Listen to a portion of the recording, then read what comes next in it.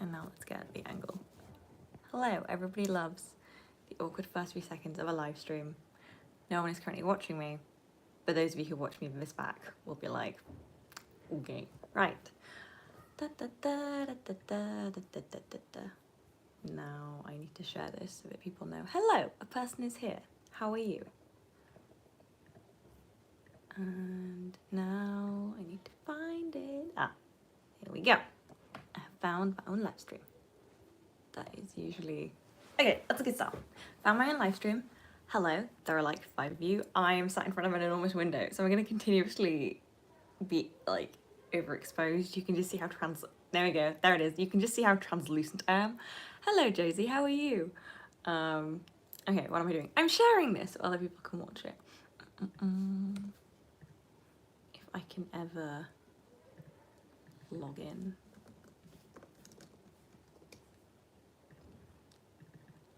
How are you guys? I have not done a live stream in God knows how long. How are you? Tell me about you guys, because you hear far too much about me. Okay, that's shared there. Now I will share this on Twitter, because I always get cross if I put these things on Instagram and then I don't share them with you guys. Yeah, that I don't share them with Twitter. Live stream time, come say hi.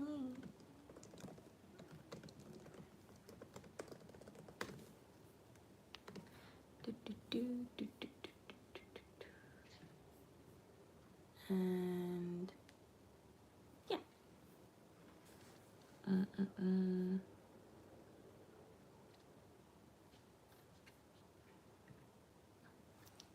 had another thing I wanted to do, but I can't remember what it was now. Can you pin things in the chat that we have? No, I can't. That's annoying. And I can't put comments yet. Trying to do my end of module assessments, mental breakdowns are imminent. God, it's the fucking time of year again. Like, honestly, leaving traditional education was like the best thing ever, because I'm not counting my master's degree as like traditional education anymore, because this is just like completely different. But if it makes you all feel better, I've managed to schedule my grad film for June, so that's also exam period, so if that makes anybody feel better, I've done it to myself. Yeah, damn, I do not miss that. I maintain that like GCSEs were fucking awful. I'm very, very happy to never ever have to do that again. God. Yeah, how many of you guys like doing exams? How many of you guys are doing, like, how many of you guys have like school exams? How many of you guys have like, my laptop's here for reference if I keep looking over here instead of over here. I usually try and put them not right next to each other, but we are in front of this window instead of over there. Oh, this is my crazy person whiteboard that I have going for the film, just so that I can like keep track of things, which is, there is so many moving parts when you're, because I'm basically producing my grad film as well as directing it and having written it, so you just have to be on top of it. I was going to say everyone all at once, but you have to be on top of everything all at once, so fun. Ooh, Open University, what do you do, like, Josie, what are you studying at the Open University? Exams are completely kicking my ass at the moment. I can't wait to be done with it, honestly, yeah. They're just not it. And then you become an adult and you never have to do them again. It's great. My earlier point that I just digressed from was, this is the ironing board desk that my laptop is currently sat on and stuff, because I basically put loads of plants just outside the window that I'm not going to show you, but I was like, I want to look at them because I have a new shiny object, so I want to look at it. So I've been sat here doing work, which is like the nicest thing. And I also bought a fuck ton more plants. Can you see that? In my defense, that was a gift, but I did buy that, and I did buy that, and I did buy that other one. Well, I bought all of them, but they have been recent acquisitions because I keep going to, there's a cafe that I like working in, because working at home does not always help, and it's in a garden centre, so I'm spending far too much money, so that's it's all gone on plants, but I'm telling myself that's fine because they're good for the environment, so you know, not too bad.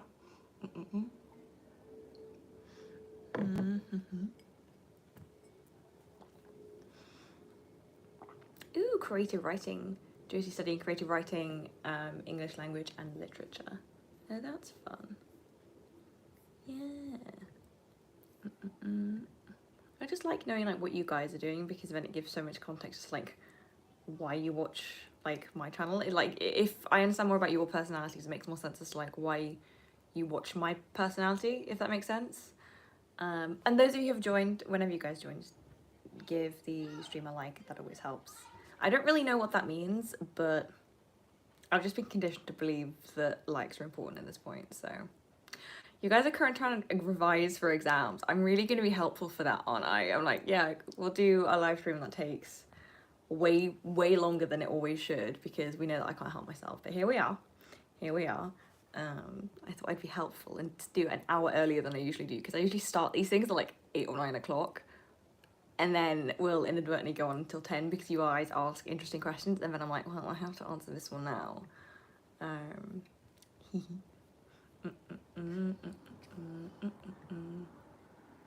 Yeah, how are you guys? You asked about how my film is, but yeah, lots to do, still lots to crowdfund, and we have like a week left, which is definitely not stressful whatsoever. Definitely not. No. How was my day? My day was good, actually. It's been like, those of you who aren't in the UK, it's been like really nice-ish weather. Like, I don't know how like spring is for you guys, but it's doing the classic like April showers thing, or it'll be really nice weather for like a little bit and then it'll start to piss it down. And like today it's been sunny, but it's been windy, so I'm like, am I gonna get sunburnt? But then also, why do I need to take a jacket? It's and then you walk a little bit and then you're sweating, you're like, okay, cool. None of this weather makes any sense. Plants love it though, so that's fine. I have some lavender growing out there. I have a pot of tomatoes, which I'm very pleased with. And I have, by my bedside windowsill, I have strawberries. So we are farming in the sky, because why not? But I just want to go think. See, it keeps overexposing me. There we go. I'm already translucent. You do not need to make me whiter. Thank you, camera. I'm currently using Voltaire Candide's and Elizabeth Bishop's poem for one of my assessments. So many ideas, but not sure how to put them down. Do a mind map. I know it's just so silly, but it's still like one of my favourite ways to organise ideas. Because you can like put down random things as and when the ideas come into your head. Enough. I think it's this slide that's doing it. Oh my god. Can you just maintain an exposure for 5 seconds? There you go. Is it just you seeing this on my phone, or you, no, you're seeing it on the stream as well. That's so irritating. That is like insanely irritating. Stop! Right.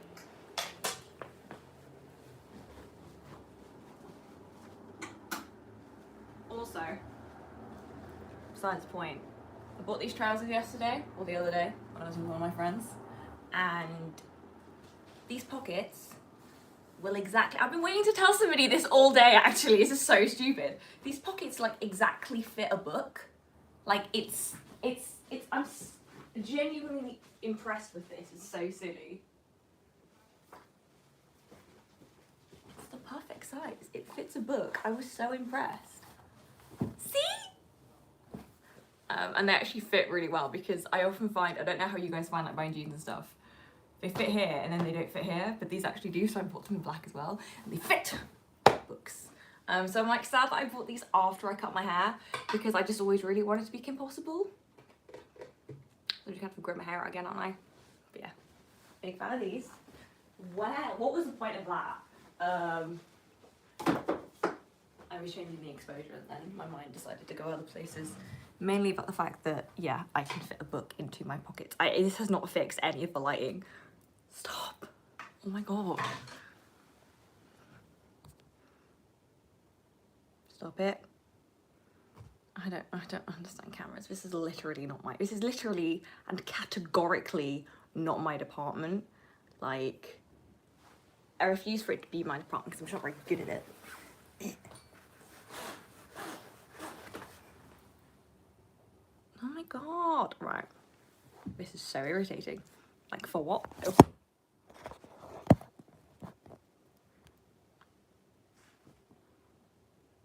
I'm just getting really cross. Great. Why is it? And I'm not gonna restart the live stream because that won't fix anything. The only thing it does fix is when I'm the wrong way around, which has happened multiple times where I'll be like vertical when I want to be horizontal. I'm gonna get really, really cross. You guys have watched me do that before, which is quite funny, right? I'm turning that like, ah! Oh my god, goes to film school. Can't get the light around goddamn live stream.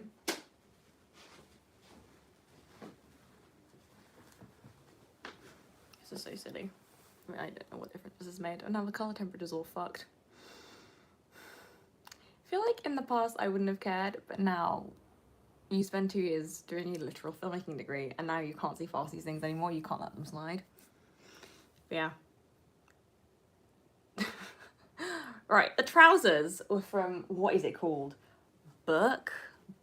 I had them on my Pinterest for like 6 months, and then I saw them because I went with my friend because she needed to buy things, and then I saw them and I was like, I can't not buy them. I will see if I can. They're really good. I have them in black now as well, and they really fit, which is just so, it's just nice to find clothes that fit, which, it's so difficult to find places that like sell clothes with actual real human proportions, and it shouldn't be a big ask, but apparently it is. And then like I'm also aware that I am in a lot of ways conventionally attractive and like built conventionally, so I'm like I can't find clothes that fit me properly. How the hell is anyone supposed to find like clothes that fit me properly? Like, what was I doing? I was sending you guys the link for the trousers because they are very good. Genuinely, I can't believe I fit the entire fucking book in there. I was walking around holding it and then I was like looking at my pocket and I was like, and it fit. I'm reading Akatar. That's what was in the pocket that made like my brain go, ooh. I'm still the wrong colour. This is incredibly frustrating. Yes, just do that. Just do that. Stop doing that.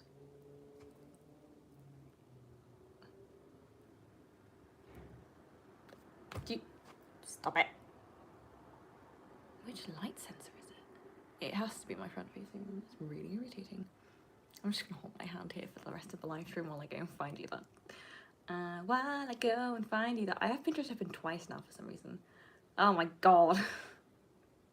I was talking to my therapist. Well, I say talking, I mean ranting about this on my last session about the fact that my brain just does not do that. I was showing you trousers. Here we go. Women's trousers. I just wanted, yeah, the Kim Possible cargo pants. I'm so irritated about how there we go. To move my laptop here so I can... Oh my god, this is so irritating. I'm getting so cross. I also realised recently that I can actually AirPlay to the TV, so I've been using that as like my second screen for stuff. It's been great. That has categorically done nothing. I don't like the framing as much, but it's significantly less irritating. It's constant. Oh my god, I'm getting so cross. Right, I'm just not gonna look at it now. Cargo. Yes, those trousers. Those are exactly the ones that I have. Okay, cool. They come in like 5 different colours. Okay. I don't mean to be like influencing you to buy more clothes, but... And they're 100% cotton, so that's good. So at least they're not plastic. They're reasonably priced. And they're quite cool. I like them. Okay, I'm going to send these to the chat because they're quite fun. Okay. Oh god, now there's lots of messages because I've been not reading them. Okay.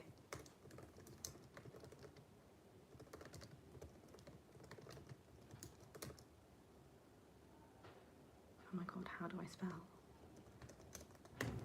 I've written about 1,000,001. I'm casting at the moment, that's the other thing I'm doing. So I've written about 1,000,001 emails for the last 3 days.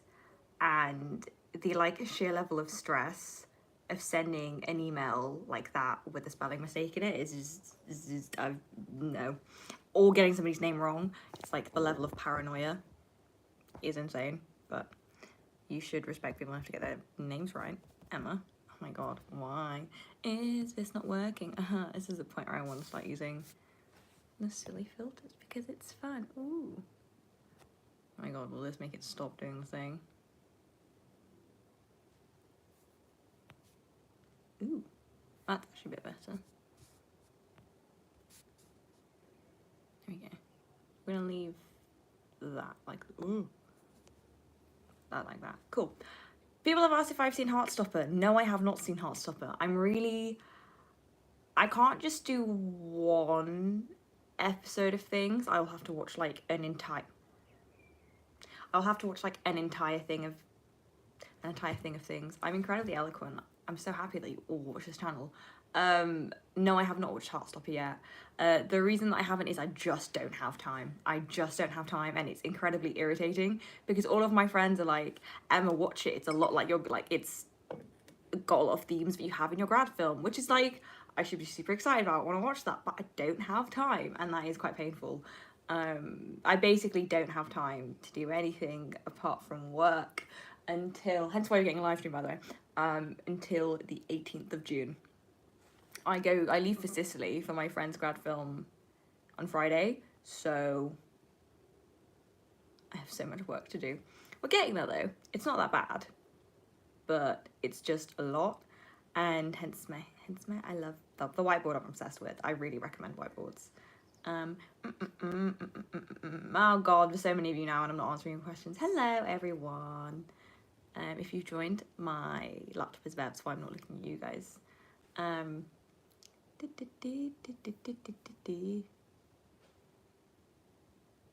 Somebody says taking for a break from reading Albert Camus to watch this because I don't know what the fuck that man is talking about. It makes my head hurt.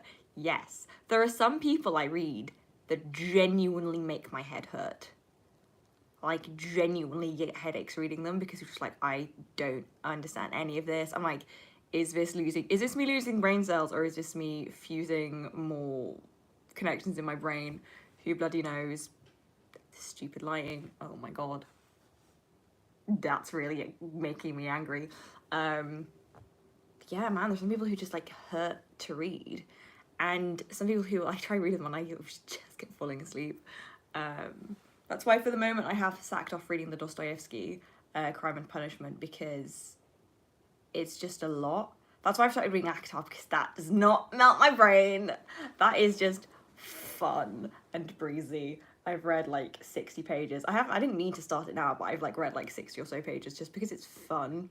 And like the entire thing that you're doing is describing a fairy world. Like, yes, I'm going to read that, especially when I don't know if those of you who are dyslexic or whatever, like, because it's something that is based at the moment, this part in the story, incredibly visuals, like when you're world building, fancy, but I do like fancy. I don't really like sci-fi, but I like get why people like it, but stuff like that is great to read if you're a very visual person, because then what you're doing is you're just building worlds, like you're mentally building worlds, and then that is really easy to follow, and I can zip through that like nobody's business, and that's a lot of fun. So I just kind of think it's honestly just going to be a silly book, and I'm going to have a silly good time. There are bits in her like language already that are really irritating me, which just makes it sound not as good as it could be. And I was trying to like figure out what it was about it that irks me, that almost like brings attention to the fact that it's like a fantasy novel and is constructed and isn't like, almost native is what I want to say, but that's not particularly, is in like, there are things and like things that she uses in her language that make it sound very much like she is aware that as an author she is constructing things from the outside world and creating like a different world, rather than, it feels at the moment like it's being told from the outside rather than being told from the inside. One really specific and silly like way that this irks me is that she keeps saying, her name isn't Freya, the main character is not called Freya, it's Feyre, right?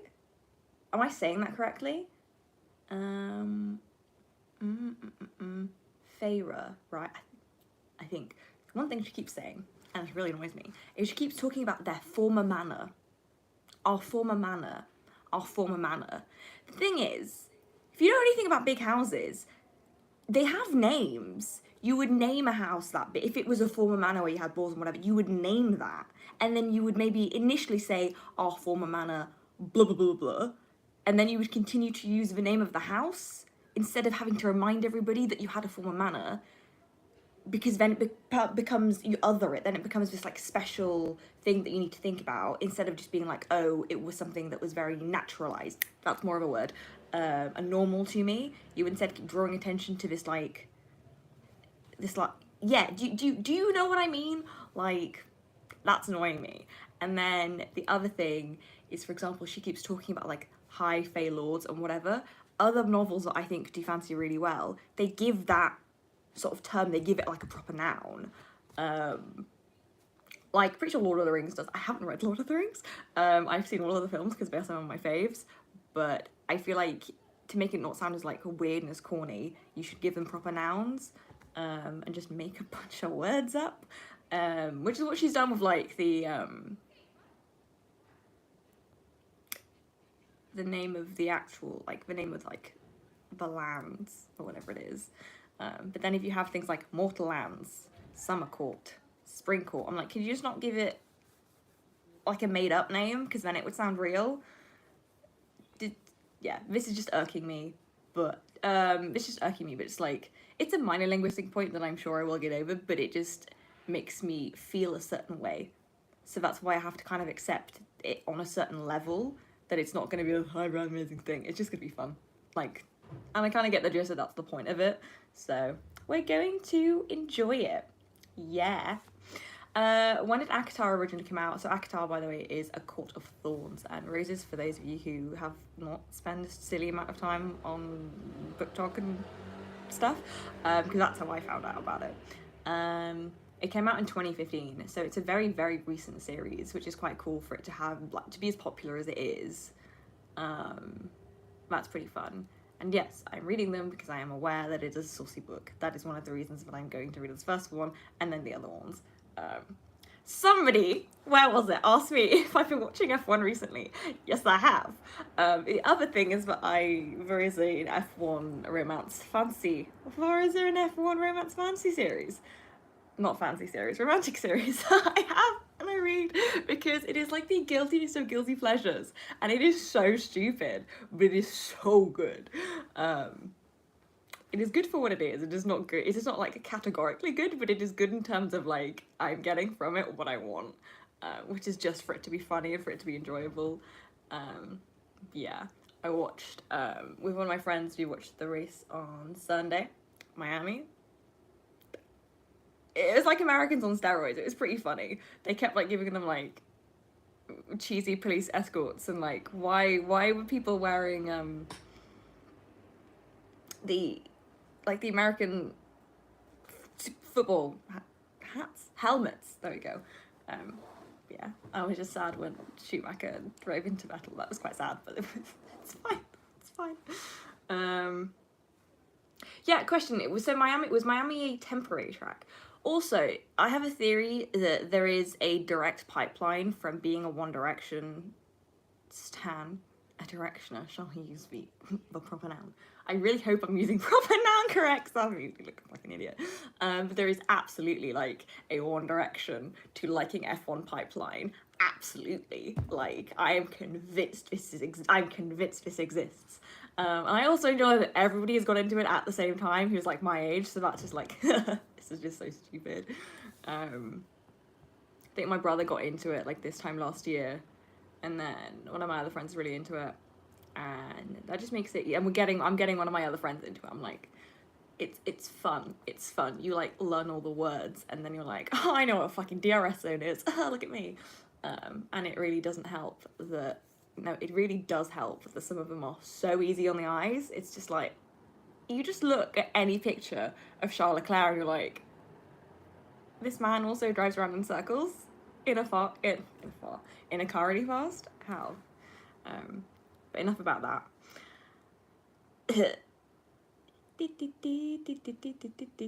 Oh yeah, and they're racing in Vegas next year, which is going to be, I just feel bad for their livers. Like, I feel bad for their livers already. There we go. Those are the words that I wanted to share with you. Ooh, Emma, how do you go That's my name. How do you go about naming characters? Because some characters in books, films sound pretty obviously made up, as if the writer stuck two things together and left it, yet some feel real, yet some feel real and natural. Do you mean that in the sense of like fantasy?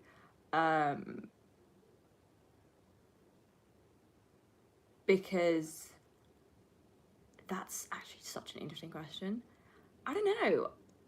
I think it's the difference between whether you are recognizing a word or whether you're learning a word for the first time. Because that's often where people get, like, where people find things tricky, is if you're teaching them a new word that they've never seen versus you just recognize a word. F1 is slower than IndyCar. I don't know, I don't watch IndyCar, but I'm sure that made someone else very cross in the comments. I don't know, I wonder if it's like, if you're using words that have a base in something that you're already familiar, if you're constructing a word or a name that already sounds familiar or already sounds, because basically, okay, I'll put it this way, I frequently make up words because I am dyslexic and I don't know any better, is what I'm going to tell myself. But often, because language is fluid, language is always evolving, I don't think it's possible to... We had a really interesting lecture that there's like theory that you can't make up words. If I come up with a word and you understand me, it's not a made-up word. I've had to fight my family on this before, being like, no, you understood exactly what I meant, even if that was not a real word. Therefore, like, as long as the communication has been achieved, the word is real. So I think it's about, if you're doing stuff like that, where you're trying to like make up words for things that you're naming like a fancy world or something, especially if it's like proper nouns. Again, I really hope I'm using that correctly. I suck at grammar. I think it's kind of like basing it on like the most familiar blocks that you can. Says Emma with literally no idea or no concept of linguistics whatsoever. Isn't all language made up? Yes. But then also, no. It depends on whether the communication is achieved. That is like, yeah. But in terms of how I go about naming characters personally, so my characters in my grad film are called Mia, Eloise, Helen, and Dominique. I scroll through baby name lists. It is like my favorite. It is like one of my favorite things to do. Scrolling through baby lists is not one of my favorite things to do. Scrolling through baby lists with the intentions of naming a character is one of my favorite things to do. The other thing that I'm big on in characters is acronyms. So I've done it before where I've named, I think they were Abigail, Bella, and Charlotte, because that was ABC. So that was the easiest way to remember it. And I've named somebody Ben and somebody Greta before, because then it was just boy, girl. So that's sometimes how I've done it. But I just, yeah. Sometimes certain characters feel like a certain person. Like now, my characters, Mia, Eloise, Dominique, and Helen, have really, like, they just feel like that. Like, that is so their names. Like, there's no way I would ever, like, change them, because that is so who they are. Yeah, like, your characters grow into their own names as well, which is kind of funny.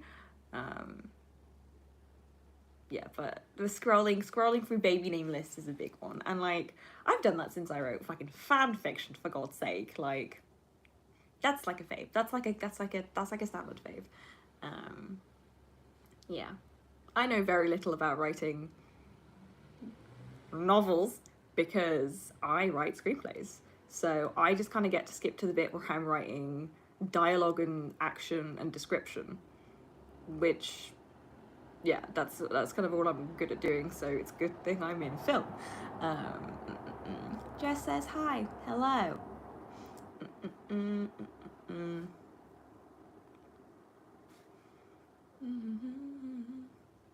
Ooh, are my characters based on people you know, or are they 100% fictional?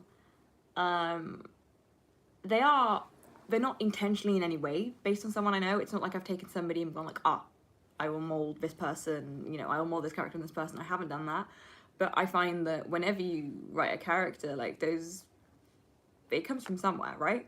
I think often I have written parts of myself, different parts of myself as different characters. They come out as like different projections, which is kind of interesting. My friends pointed out to me last term when I made the film I made at school last term, it was called Something Soon. They pointed out to me while we were shooting, by the way, Emma, you know you cast your parents. I was like, I did what? And they were right as well. I hadn't clocked it until they pointed it out to me, and I was like, oh no, this is really embarrassing, because I had cast my parents. They look really similar to my parents, the actors that I have. They really look similar. It's so bad. It's one of the reasons why I haven't shared that film with my parents yet, because I'm like, oh no, it's so cringe. But yeah, you know, like some traits come from some people, some looks come from some people. I always think it's like a composite. It's always bits of people you know, people you want to be, ways you want to be, and definitely huge parts of yourself. Hugely. Always.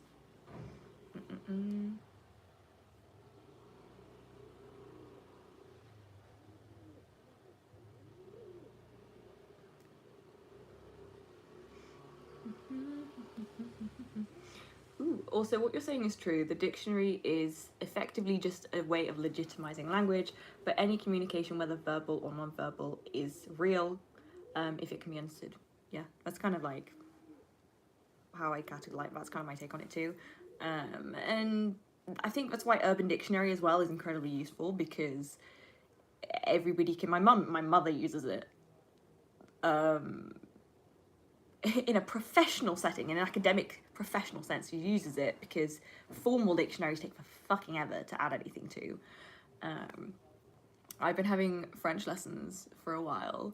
I had my last one a couple of days ago, sad. But if I'd had another lesson, I would have asked her to give me a lesson on like informal French, because so many of those words are so tricky and so difficult. But you don't get taught them very often in a formal setting, because it's not real French. And I was asking, like, but what does that mean? Like, what does it mean if it's not real? If people are using it to speak, it is real. Yeah. Ooh, do you think it's possible to capture a character in their entirety in a film? No. And you'll never do it in a book either. Like, the way a character lives in your head, like, I don't necessarily think a character is an entire, like, person in your head either. What's interesting with film is how you give a character to someone. Like, I've written my screenplay, we're figuring out, like, a costume for the character and all that kind of stuff, but, like, once I've cast, it's someone else's character now. Like, it's somebody that you can then build as a director. You can build with them, but sometimes the actor will know your character better than you do, and they will point things out about your character that you never thought of, and sometimes they will be so bang on that you're like, did you? How do you know that? But that's like one of the fun things about directing, and like one of the really fun things about filmmaking when you're constructing, because in a novel you can just do whatever you want. In film, it's so much about negotiation, and there's so much fun stuff that can come from that. And yeah, I just think it's really great. But no, I don't think you can ever know a character in their entirety, because you're building from the ground up an entirely different person. And yeah, I just think that's incredibly difficult to capture, full stop. Definitely not I think in a film it's difficult. I think in a novel it's still really hard. Yeah, but then I also think that's kind of what's nice about film, is that you don't get these people for that long, so you can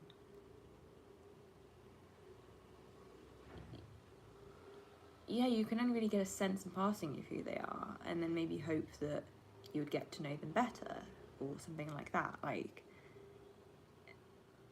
and then especially with a short, you want to create characters that people finish watching, they're like, no, why is it? No, I want to have more of them. I want to have more of this character. I want to get to know more of them. I want to see more of them.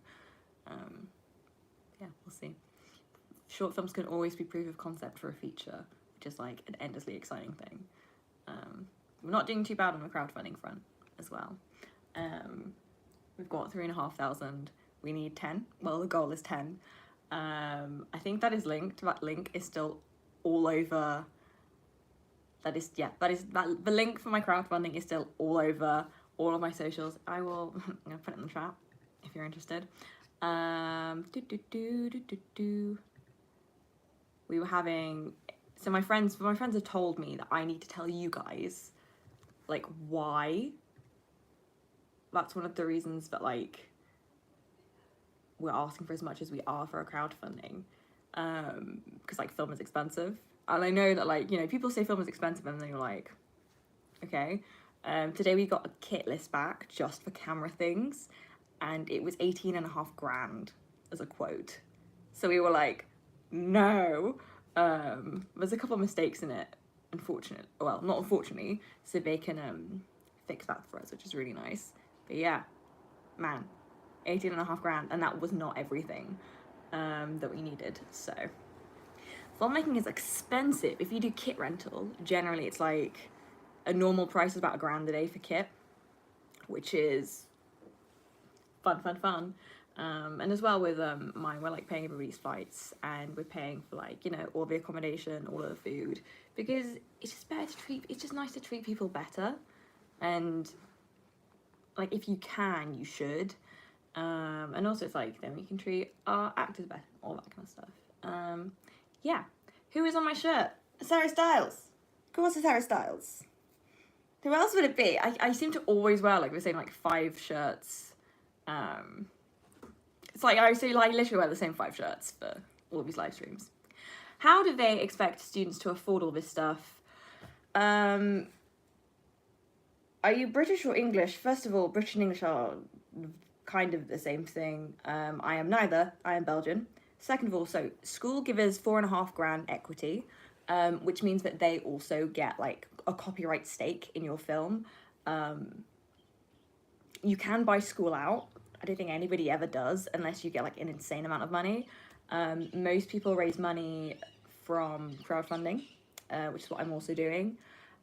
Some people get donations from, like, film commissions. With the film that I'm producing for one of my friends, we're appealing to the Sicilian Film Commission. We're like, please give us some money. That would be great. But, you know, with short films, it's never much. It's like a couple £1,000s from here, a couple £1,000s from there. I applied with my film to a couple queer funds, specifically, like, sapphic funds. And the thing is, like, stuff like that is such, like, potluck. Like, they might give you something, but they will probably give you nothing. I'm gonna take this filter off now because oh no, now I look grey. Okay, back this goes. So yeah, filmmaking is very expensive. The other thing is, like, we do want a certain kind of camera. We want an Alexa. We want an Arri Alexa Mini, if that means anything to any of you. We want to use anamorphic lenses, if that means anything to any of you. But these are the kind of things that now, when we're going through these lists, that you go out and you change and, like, okay, well, that's too expensive, now we use this instead. And then you just kind of negotiate between departments, being like, do we need this? Does this add value? It's basically you trying to get the most, like, value out of the money that you're putting in, and you're like, okay, this is so much more expensive, but it will not add that much more to our film. So then you just kind of, like, you have to negotiate that, which is, like, I like it. I like negotiating. I think it's a lot of fun, and you've got to make sure that you figure out how things work. But yeah, filmmaking is very expensive, and it is, again, like, it's one of the reasons this is such an inaccessible industry. Like, people wonder about, like, why it's not very representative. I'm like, the starting cost, like, if you want to go to film school, it's insanely expensive. Filmmaking for a short is so expensive.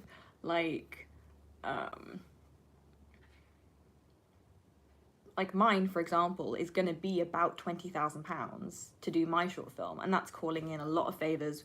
We're paying our actors, but we're not really paying anyone else apart from probably hair and makeup.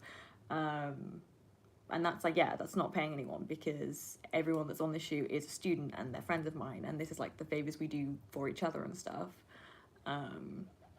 If you paid everyone, like, minimum wage for all the hours that they're putting in, then yeah, as a student you can't do it.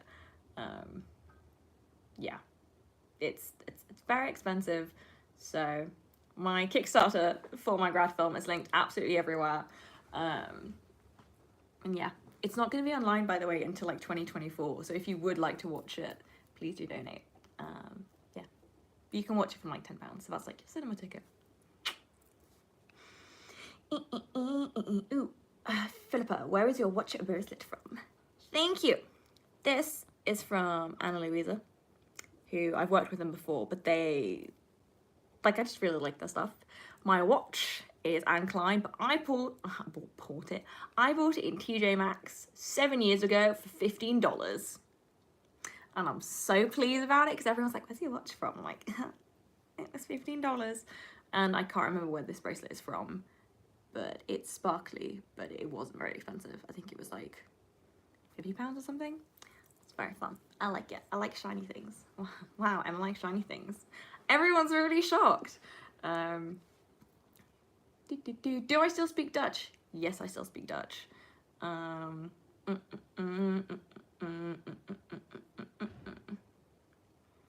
British and English are the same. You're just being like more specific. It's like, well, yeah, because you have the British Isles, you have Britain, you have like all the like subsections. So you're just getting more specific. If somebody's British, that includes Scots and the Welsh and the Northern Irish. So, but yes, I'm neither of those things. Do I have any pets? No, but I have a Trevor. If you are new to my channel, just those of you who have watched this channel long enough, do any of you want to give like a silly little description of what the fuck Trevor is? Because that little cat is just like the stupidest thing ever, and I'm obsessed with her, but I think we all know that.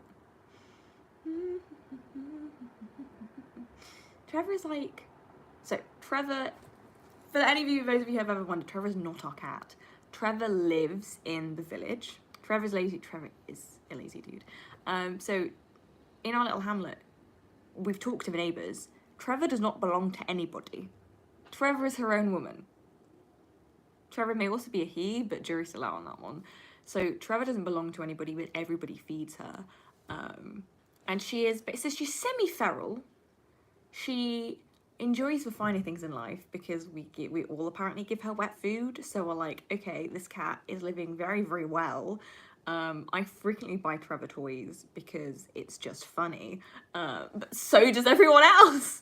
And Trevor is allowed in some people's houses, but not in other people's houses. And some places she's allowed on the furniture, other places she is not.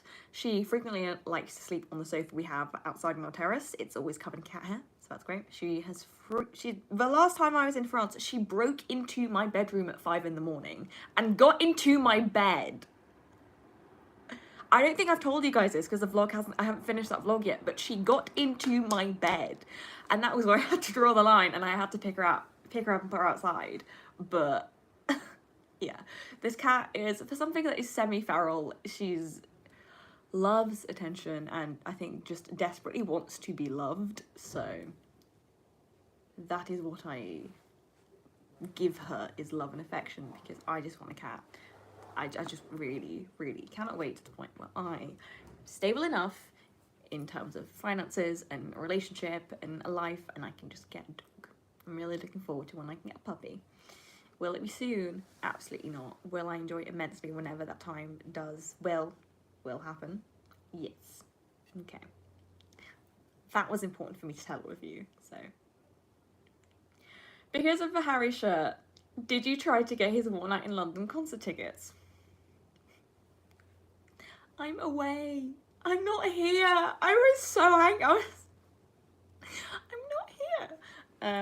So I'm not here for Harry's shoot. I'm not here for Harry's concert because I'm on a shoot. However, I have Love on Tour tickets. Is it now Love on Tour, or what is the tour called now? Is it changed? Is it called, I was gonna say Where We Are, but I'm pretty sure that was a One Direction tour. Anyway, point is, I have scheduled my entire grad film around my Harry Styles concert tickets. I'm going on June the 18th. I'm very excited about it. I've scheduled my entire grad film around my Harry Styles concert tickets, so. No, I'm not going to One Night in London One Night in... Harry, One Night in... What was it? One Night in London?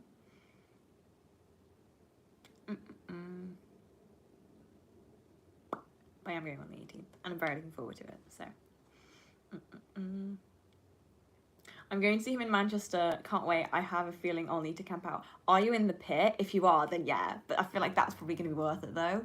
And when we went to see One Direction, God, 2013, we didn't like camp out, but we were there very, very early, and we had a fucking whale of a time. Like, just like hanging out with your friends, just like waiting, hearing sound check, getting really excited anytime any van goes past you.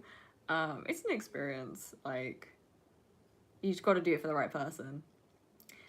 And the last time I did it was for Harry Styles, and Niall Horan, and Zayn, and Liam and Louis. That's besides the point.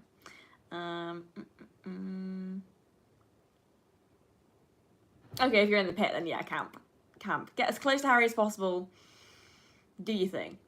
I wish you a lot of luck. But yeah.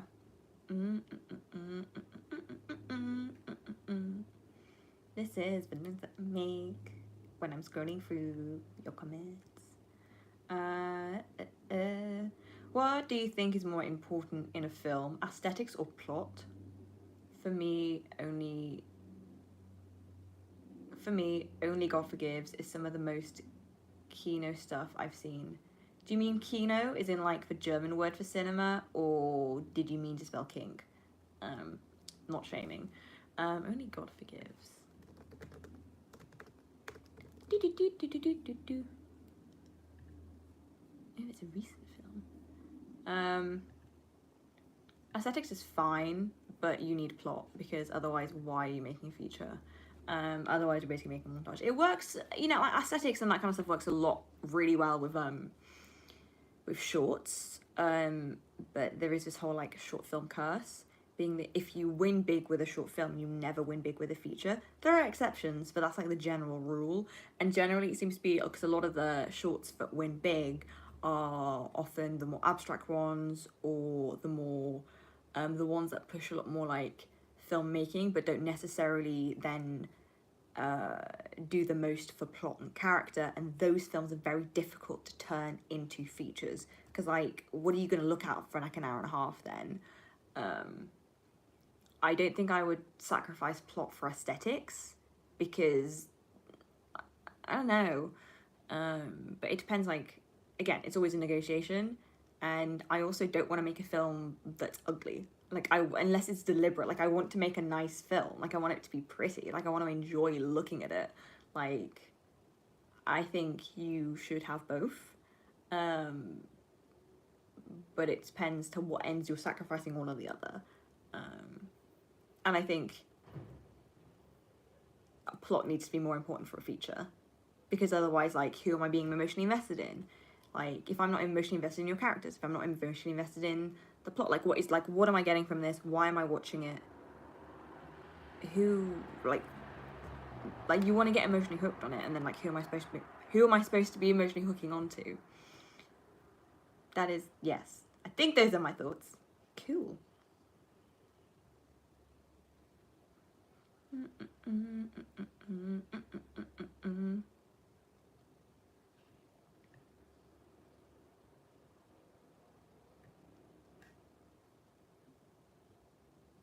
Oh, it's Tuesday as well. It is Tuesday. Tuesday today. In your opinion, do queer women write queer characters better than straight people? Because I haven't seen any good characters from authors like George R.R. Martin. I mean, obviously, this is why I return to Celine Sciamma as ever. I love her characters. I think they're very good. And I say it as a general rule, yes, because just based on empathy and nuance, if you've experienced something, you're just better at writing about it. But that doesn't mean that, like, it's not, it doesn't mean it's impossible to like write good characters. And if you haven't experienced something, it comes down often to experience and also doing your goddamn research. Like, yeah, I don't know. I mean, I feel like, yeah, as a general rule, yeah, but obviously nuance does exist. And now I'm scrolling see George R. R. Martin for no reason. Okay, hello. I'm going blue on here. And it's funny because I'm not wearing any foundation, so you can like see where. Oh dear.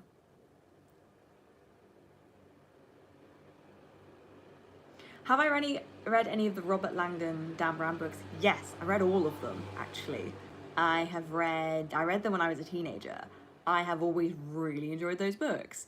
Like, they're just really, they are silly, and you kind of need to accept that that's what it is. But it's enjoyable. Like, I just enjoyed it, and like, there is something fun about like archives, and there's something fun about libraries. Like, what secrets are there? Like, what secret societies are there in the Vatican? Because it is it's enormous. So like, what secrets do these people know that I do not know? Like, this whole thing of like secret societies, unknowns, all of that. Like, also like a possibility of knowledge.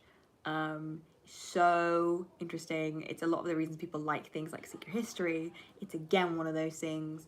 I would definitely class like Dan Brown as like being, I wouldn't call it dark academia, but it's definitely dark academia adjacent in terms of a lot of the things that it touches upon that people really like from like that kind of genre. I've read them. I really enjoy them. Are they a bit silly? Yeah. Objectively, yeah, they are. Angels and demons. But it's fine. It's fun. Like, you kind of accept it what it is, and then you're like, yeah, cool.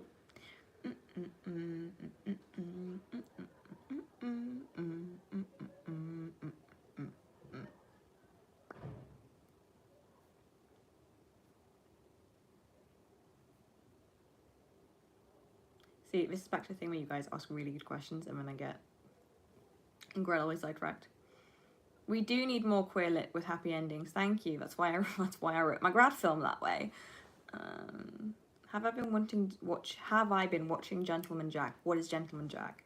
I haven't really been watching any TV series. You should see how on this other tab I spell Only God Forgives, because that is embarrassing. No, I have not been watching Gentleman Jack. Sally Wainwright. Why do I know her?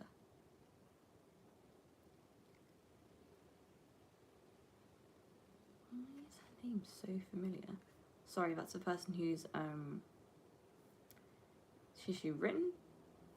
Series created by Sally Wainwright. Why do I know her name? What else has she done? Come down the rabbit hole with me. Wikipedia rabbit hole. Have you guys played the Wikipedia game? Because it is so much fun.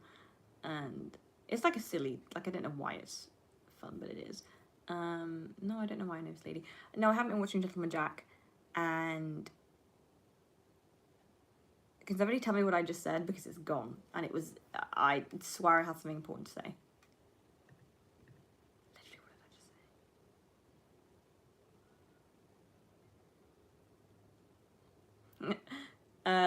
just say? Zeg iets in het Nederlands. Wat zou je graag hebben dat ik in het Nederlands iets zeg voor je?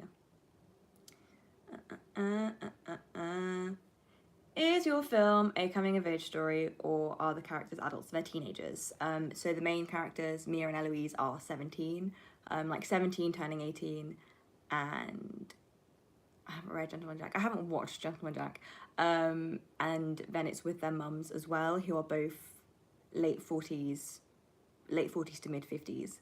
So there's like an amount of like reflection between like the adults, the mums in it, and like the daughters in terms of like their timelines. But the mums have like a 30-year like backstory, which like I don't get to explore in it, which really sucks. But I have written a 30-year backstory for their characters.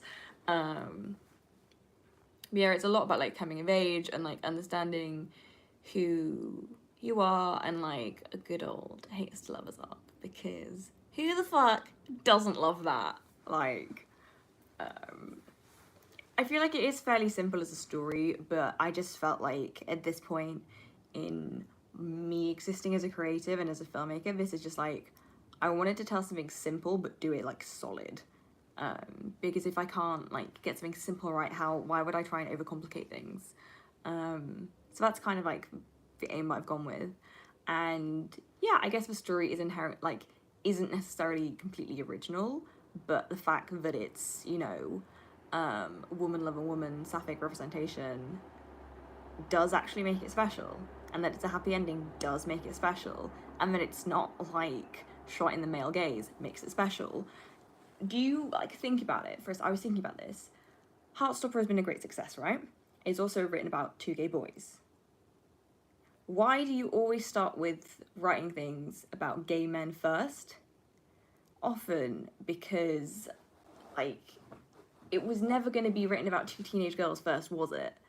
Because, you know, people still struggle with stories about women, and more than anything, lesbian is treated like a dirty word. People don't like using lesbian. People who identify as lesbian sometimes don't like using the word. And I initially, before I ended up on lesbian TikTok for a long time, I was very initially, not fully comfortable with the word. And then like realizing that I had like a visceral reaction to it, I was like, this is kind of fucked up. But my point was like, really great that Heartstopper has been so like well received, and that's lovely. But I think one of the reasons that people struggle still with women being represented, especially if it's teenage girls rather, is because like lesbian relationships have been fetishized for the male gaze and for male fantasy in pornography forever. So when you're trying to translate something that is generally in culture received as something that is pornographic, received as something made for men, that is a very difficult thing to then try and like push through to making it wholesome. Basically, my point is, yeah, in some, women loving women relationships are still heavily fetishized for the male gaze and for male fantasy over here. So pushing that into the wholesome narrative that we have been able to do with gay men, and like especially as teenagers, like that is a lot easier to do than this, especially because you know, there's an entire teenage, like, porn has like teen genres, because like that's like, yeah, so the whole idea of like watching two teenage girls fall in love is still something that is difficult to get people to watch on screen when it's like men, and not have them think that it is for them, and like to not see that not like over sexualized. Yeah, there's definitely also like, if you're talking about like underage girls and like minors, there's definitely like a argument there as well for like, if you know anything about what Hollywood is like.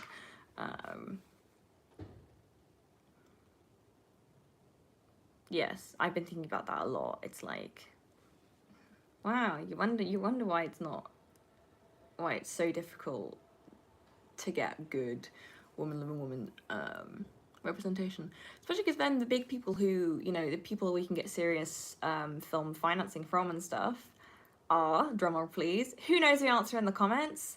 They're often cis, straight, white, middle-aged men. The ones who are jerking off to lesbian porn. There you go. They don't want to watch that wholesome. They don't want to see that represented like wholesomely. Now that conflicts in their brains. That's the only way that they know how to understand and consume lesbian culture, is by watching something that is not even made for lesbians. Okay.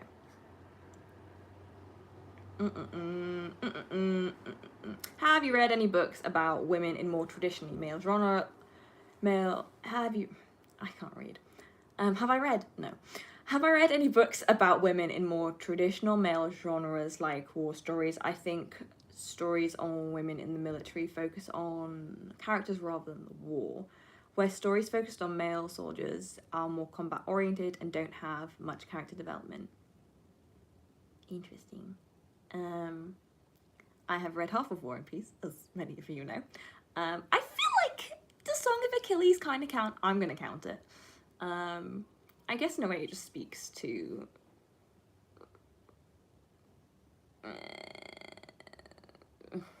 tropes that we have about how men and women consume culture. That women like more emotionally based, led and driven stories, where men want to see action and see things blow up. I haven't really, because it just doesn't. Well, yeah, it makes sense if I haven't, because I want to see things where people have emotions and feelings. And then if a genre is dominated by male writers who don't give you that, then why would I read it? Because it's not ticking any of my boxes.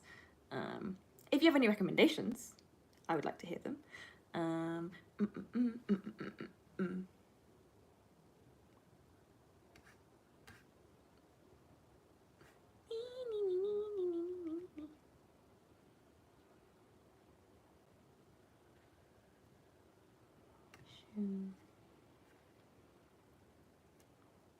I don't know where I've got to in my...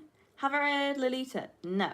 I feel like I get asked this a lot. I haven't read Lolita, but I've got a copy of it, but I've never read it. I'm almost a bit weirded out to read it, if I'm honest. That's why I feel like there's always like a book that I feel is more important to read than that. Yes. It is the whole Lolita thing, you're right, yeah. The fact that in itself is such a cultural staple, and like, that book should be so much more niche. It should be so much more niche because it is so fucking weird. Like, but it's not, is it? It's a cultural landmark that so many people use, and it's like, that book should be so much more niche.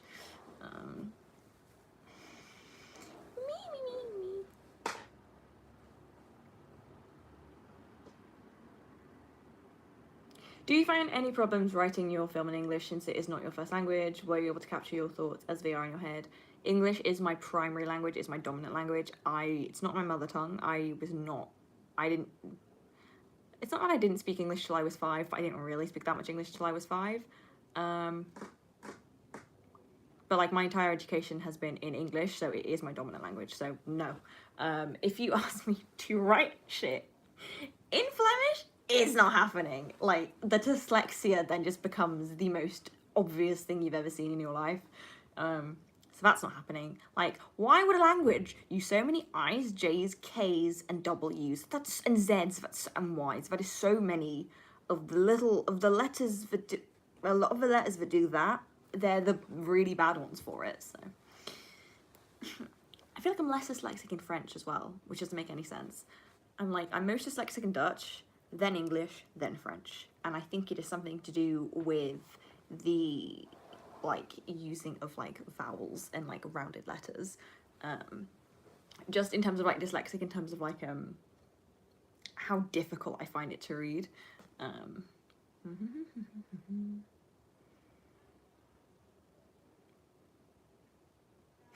Your film student life looks like a dream to me, but of course it must have its hard times too. Best of luck, thank you. Your mood boards look so lovely. Thanks. I really like my mood boards. I am a little bit obsessed with them. I make Pinterest boards instead of doing real work. The thing is, I'm doing what I love, but it's still work. Like, I'd rather do this than any fucking thing else, but it's still work. It's still like, oh, it's 9 o'clock and I'm still doing work. Oh, it's 11 o'clock and I'm still sending out casting emails, but I am scheduling all of them for 8:03 the next morning to establish dominance. Genuinely, scheduling emails is the best fucking thing ever. It's a lot of work. Like, really, really don't get. Don't get me wrong. It's like, you know, like, I'm sure a lot of you get it, but like, it's a lot of work. That's why you guys haven't had videos. I just can't do both at the moment, and it's like accepting that, even though I don't want to, and just doing my best with what I have available and what I can do for you guys at the time. But it's great, like, but it's not that creative. Like, the only people who really get to be creative are like if I'm directing, like when I'm on set working with my... When other times you actually get to be creative. You just spend a lot of the time coming up with a plan and executing said plan. So I feel like I was only really being creative while I was writing, and now other people are being creative, other people are heading up their departments doing the fun stuff. But I now have written a plan and I'm executing my plan. That's what's going on, at least from my end. But I like it. That's just how I like it. That's fun. I need to remind myself that I'm not actually this red and there is a silly filter on my face. Where's that bubble filter gone? You guys seen the bubble filter? No. That's that. I want to broach only serious topics to you now because I feel like this is as God intended it. With bubbles. Oh, a star dance. I submitted my research proposal for my dissertation today. Go you. That's very exciting. It's like the beginning.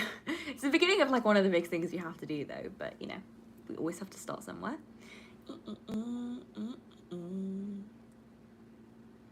Now I'm trying to catch up with you guys. Where has the check on? Yep, as a lesbian, it took me so long to say it doesn't help that growing up it always had a bad connotation. Yeah, what is up with that? Like, oh my god, I can't remember which one it was.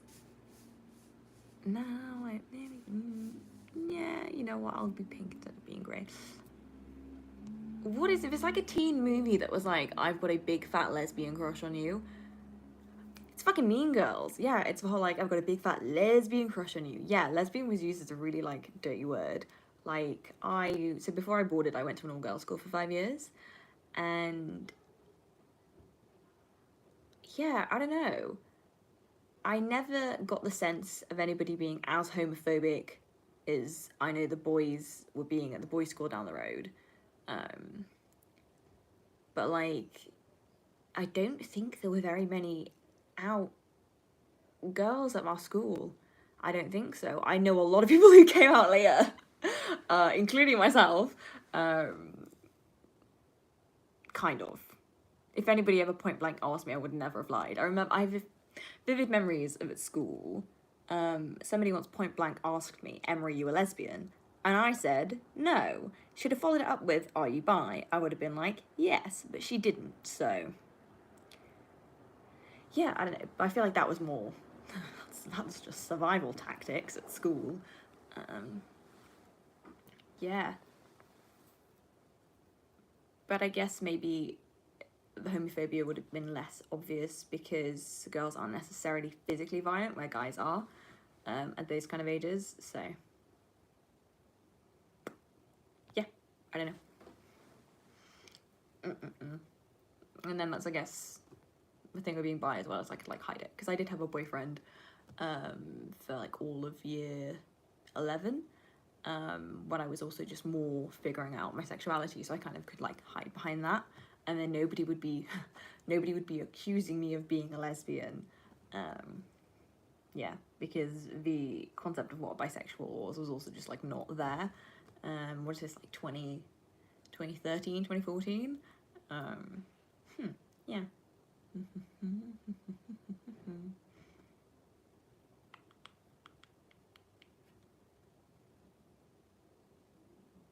Now I'm lost again.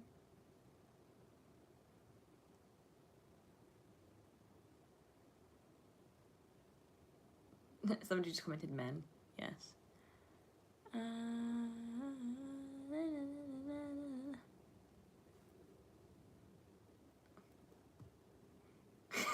Sorry.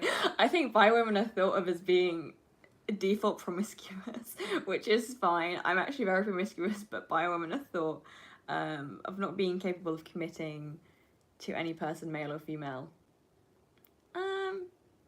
Yeah, I feel like that like vibe is there, but also I think it's hugely because a lot of the films and culture that we have to understand bisexuality as as like a cultural identity, a lot of it's rooted in cheating.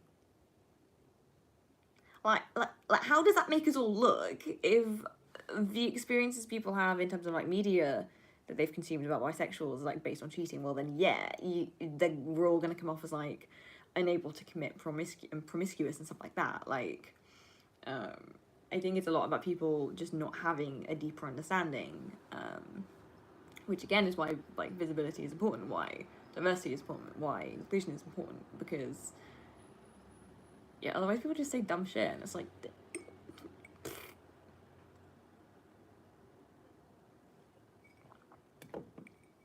For those of you who have joined the live stream, I just want you all to know I'm growing tomatoes on my windowsill. That is all. They're doing quite well. I'm quite pleased. Who has that on my t-shirt? Harry Styles. Always, if in doubt, if there is a man on my t-shirt, if in doubt, it's Harry Styles. Because Harry Styles. I'm working on my economics dissertation. How is it going? What do you actually? I don't understand what people who do econ write on. How are you finding that? Having a good time? Sounds like a horrible time to me, but that's also because that's not my skill set whatsoever. I'm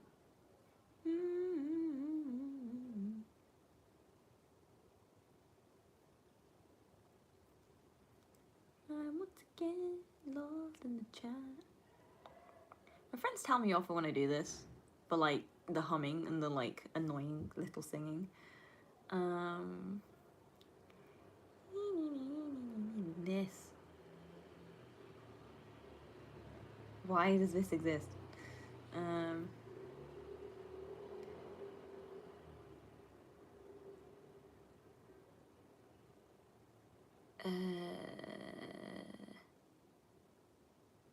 What are your top book recs written by Victorian female authors? I picked up Wuthering Heights today and I'm looking for more. Do you mean specifically Victorian, as in, you know, English Victorian, that time period, or do you mean that time period in general? Because those are different things. And I'm not very good with English lit because I avoid it. So I did comparative literature as my degree because I thought it was way more fun, and in my opinion I was right.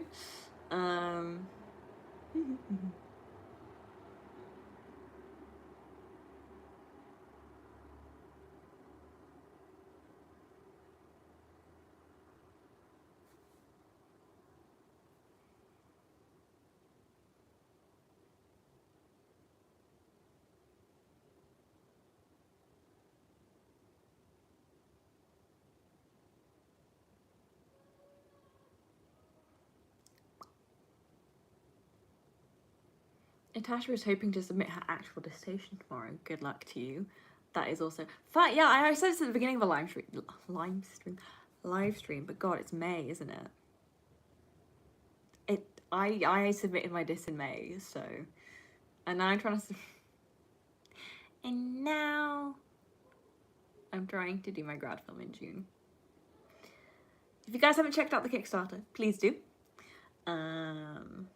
Because yeah, my grad film will not be online until 2024. Repeat, 2024 it will be online, but not before then. So if you would like to see it, please do contribute to the Kickstarter. It would mean the world, and actually we'd just be really bloody fab.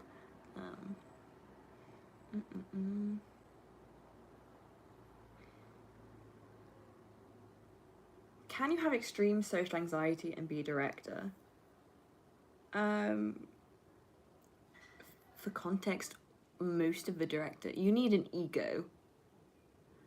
Even my closest friends, even me, I'm like, we all have egos and we're all very aware we have ego. You need an ego. You do need an ego to be like, I have an idea and I want all of you to help me with my idea that I want to do my way. But I mean, as somebody who has struggled with anxiety in the past and who's worked through a lot of it, never say never. And like, there's different styles of working and there's different ways of working, and it's so much about like the relationships that you build and that you cultivate and the team that you have around you. Like, in my experience, most of the directors I know have egos, but that's also because that's the kind of person that like, A, I am, B, therefore I gravitate towards. So yeah, it just completely depends on how you want to do things. But the main thing is having strong will. If you have no strong willpower, you're going to be eaten alive.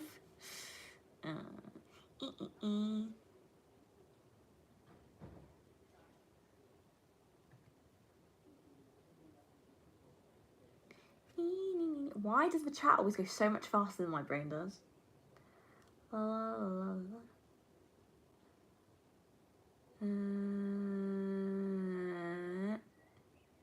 Oh my god, you had a game called Smear the Queer?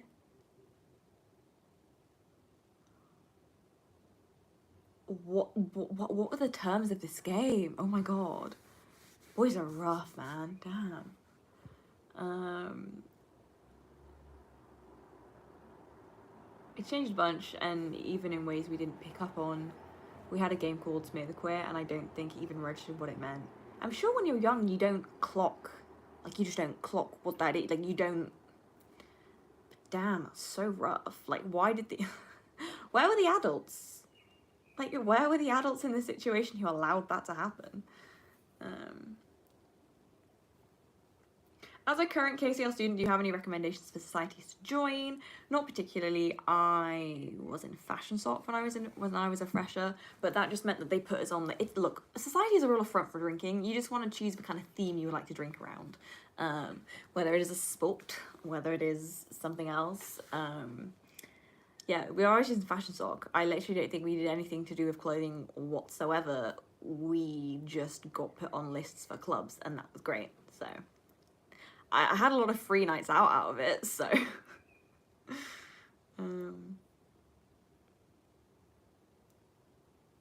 Oh, that scared me. The TV went off in the corner. Spooky. I really want to do it. I really want to do a shitty horror film. So I've been watching like a lot of like breakdowns of like how horror is scary, because I find the technical filmmaking side of horror fascinating. I'm not into horror films, she says, as she like wants to make one, but I find like the way that you can use cinema to construct fear fascinating.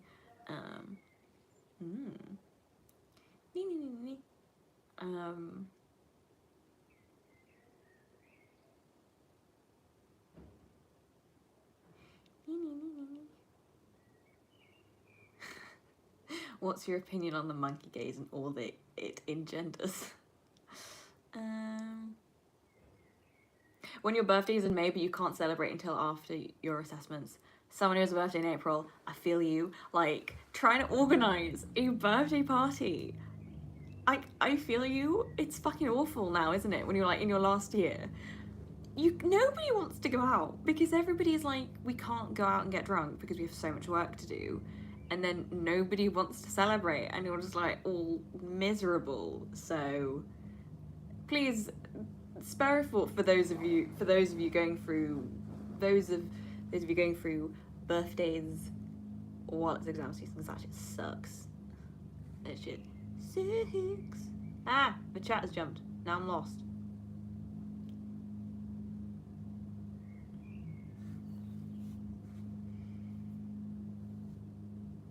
Ego is the enemy. Some guy has a book called that. I can't remember his name.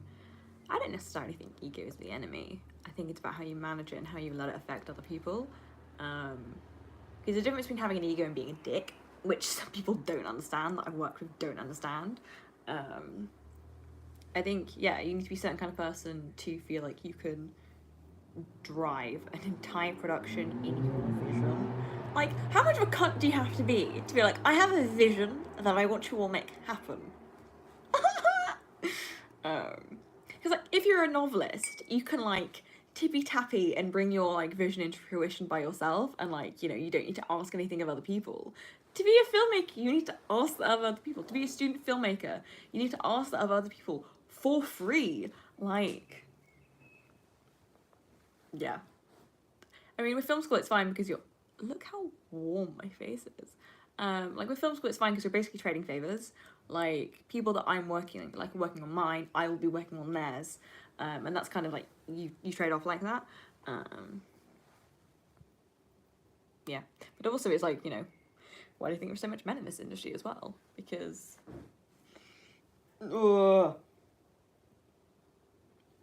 Just cracking my entire spine, don't mind me. Now, I am blue.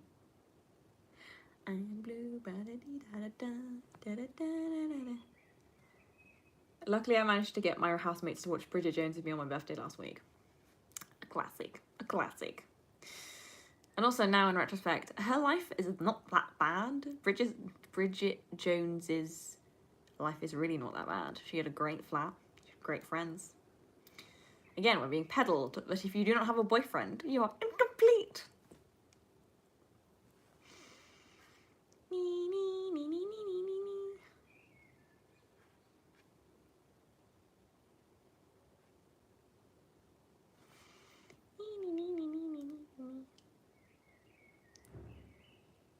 Can you talk about the snobbery in the classic books community?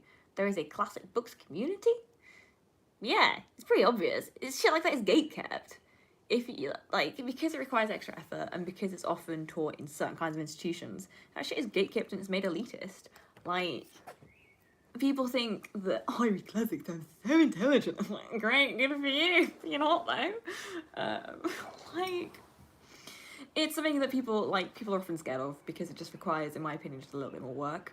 And then also, yeah, people think it makes them better because they've read something quote unquote harder or more historic or more dense or whatever. And it's like, okay, great. Like, I'm a firm believer of having range. That is why I will share with you when I'm reading fanfiction, when I'm reading Harry Styles fanfiction versus when I'm reading, I don't know, Ovid.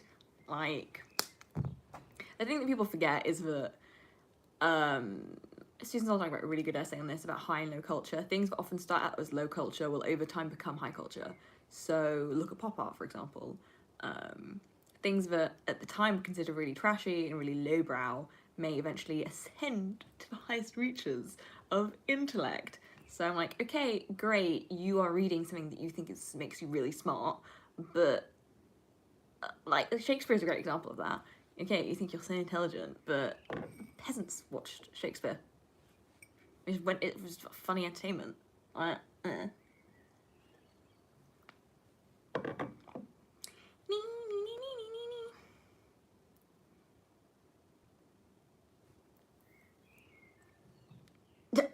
We had a game when we were kids called German Spotlight, brackets, basically hide and seek at night outside with a flashlight.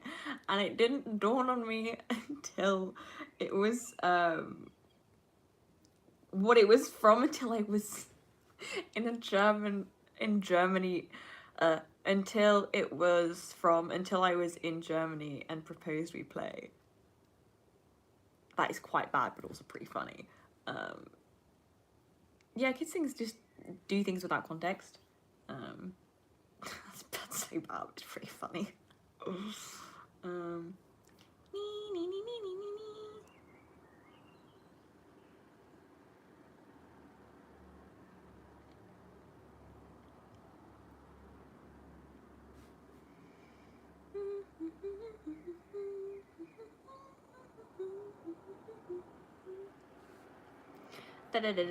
I think you can have a promiscuous female character and still keep her sexuality a small part of her character, but most females are written to be just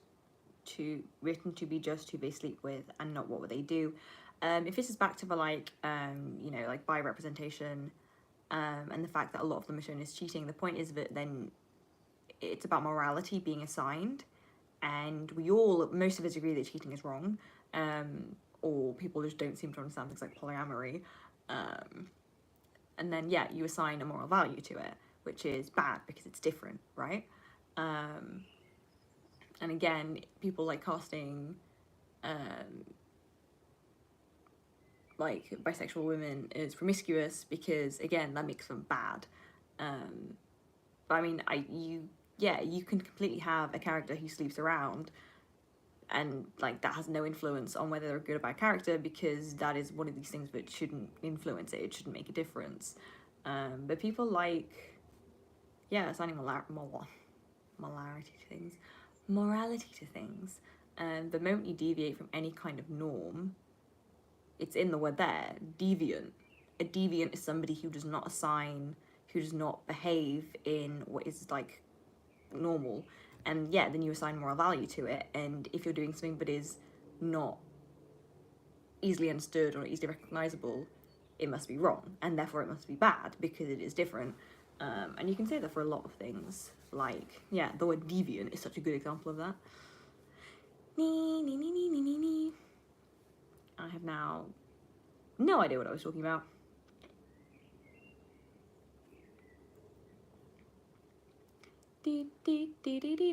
What's up with Crime and Punishment? In what sense? I'm like 3/4 of the way through it. It is good, but I ran out of energy. I'll finish it at some point.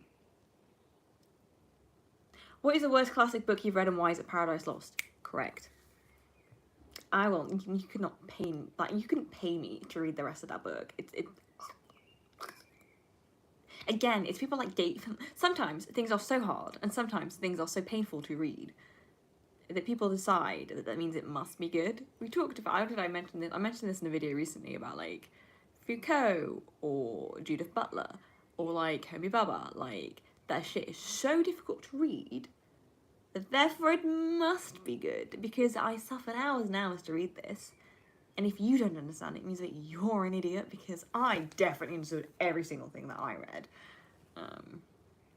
It's people validating, like, ego. Like, it's people validating ego. Because of insecurities. Just, like, you can say that a lot. Genius. You can say that about a lot, though.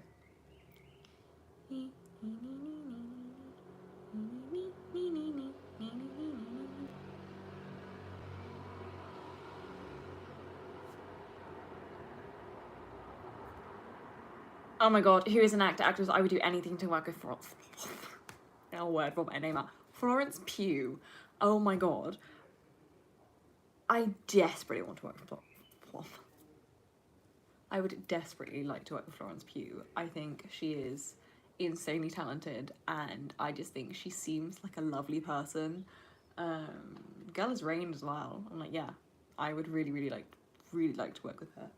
I'm losing light fast and thin and becoming blue because color temperature matters. What was I doing? I am going to try and find better light. You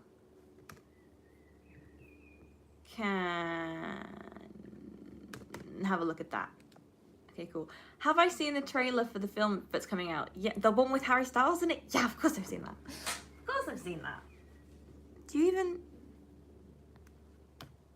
What did I unplug? Oh no, what did I just unplug? Oh no, it's fine. Here we go. Join me. Oh, there you go, it's much better.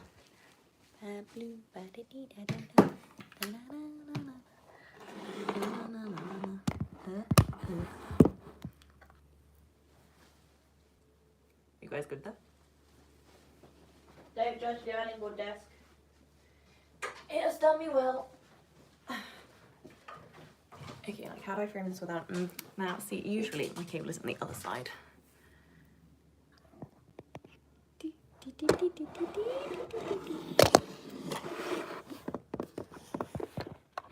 Nope. Nope. No. Yes. No. Maybe. What's better? If you're wondering, I do actually always talk to myself. It's quite bad. Oh yeah. Quite bad.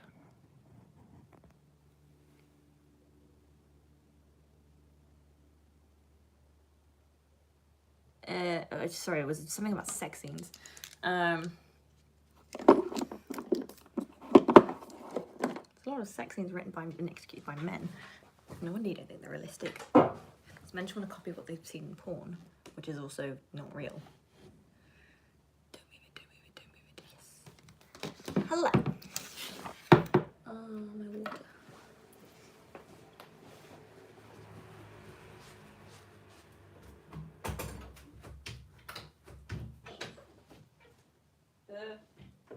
Yeah, Emma, grab your water and your book with the same hand. That's good. What are you guys reading at the moment? I want to know that. And this was my pile of things, but that was my pile of books, but my camera was on. As ever, take a screenshot if you want to have a look at that. You have 5 seconds. 5, 4, 3, 2, 1. Okay. That's what I was doing.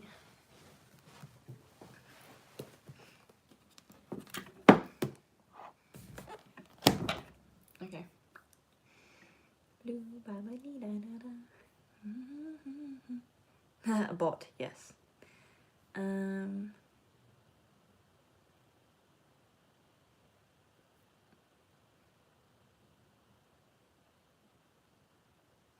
The framing of the shot shows Emma as a booktuber. The fact that Emma took so long to frame a shot will also tell you that Emma's also doing a filmmaking degree. So, the incredible thing that you can be both. The multiplicity of woman. I'm moving this desk bit moves out, so I'm trying to do it without moving my phone. Hello. And I've also just realised that the aspect ratio that I have on my phone is not the same as the one I actually have on the chat, which is wildly disorientating. Yes.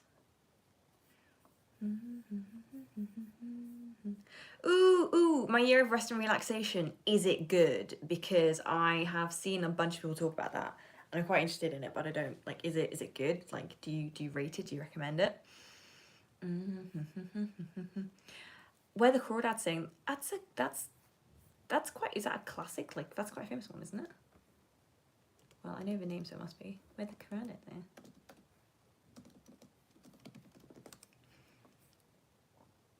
Yeah, I think one of my friends read it. That's what it was. Do you enjoy it? Do you think it is good?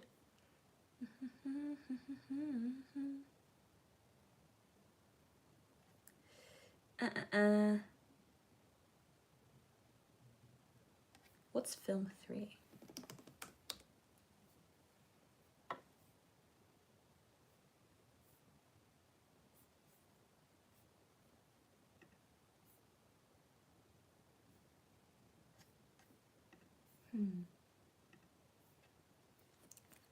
Not bite nails, not bite nails. You can always tell how stressed I am as a direct correlation of my, can I get back to normal?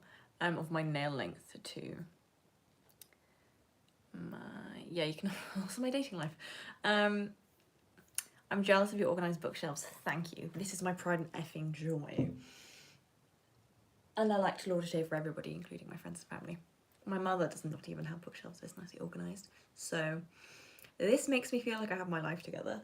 But I'm getting progressively cross because this section particularly is getting more and more complicated to try and organise properly, more like succinctly. So slight amounts of rage bubble up with that, but that's fine. I can't figure out the aspect.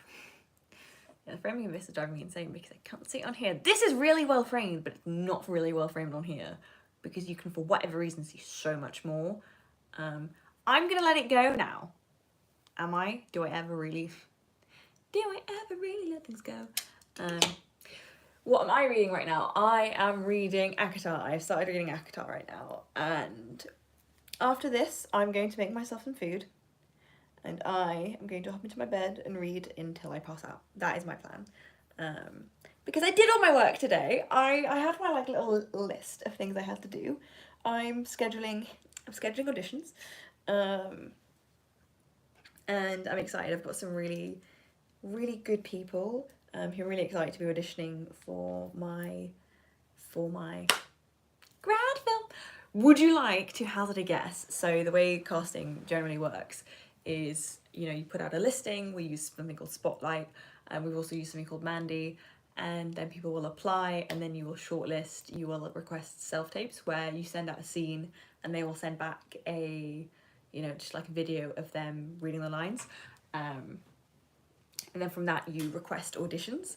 And would you like to hazard a guess at how many people applied? So how many people sent in their profiles to be considered for 4 roles? Take a guess, give me a number, give me a ballpark number, because it was so, like, yeah. Go on, guess, don't be scared.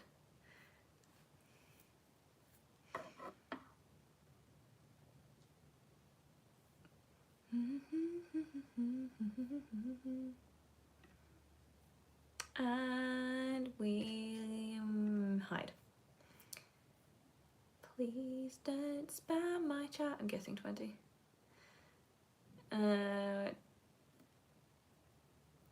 So you guys think 20 people applied? Interesting. Got 80.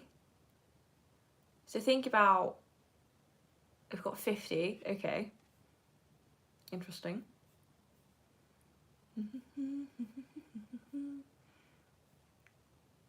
Guess a little higher.